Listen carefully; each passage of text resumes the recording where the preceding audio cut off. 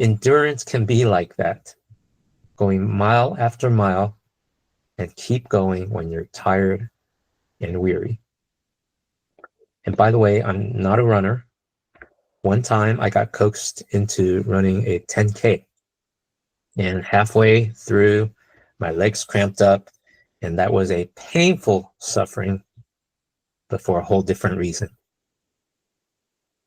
And with my mental health journey, endurance feels like a fight.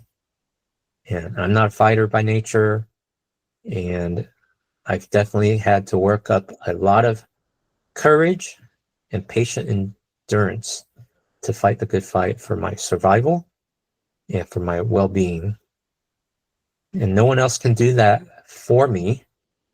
I need to regularly remind myself that life is worth the fight. And I share my mental health struggle with you, not for my sake, but for your sake and for God's sake. Because it is one of the most challenging kinds of sufferings to talk about, because it's not quite scientifically measurable yet, like other diseases or illnesses or obvious kinds of suffering. And on top of that, there's a lot of stigma and shame around it. Many people say that the shame and stigma about mental illness is harder than the struggle itself.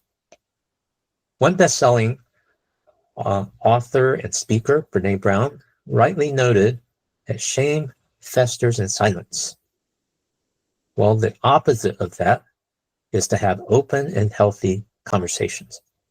And that's why it's important and valuable to create safe spaces for us to talk about mental health and other struggles and the reality of life and bring God into it, because He is there for us and He is there with us. Now, statistics show that 1 in 5 American adults are living with mental illness, and the statistics are similar around the world. 1 in 5 people, that's 20%. Mental illnesses include anxiety, depression, mood disorders, eating disorders, anxiety, dementia, autism, substance abuse, just to name a few.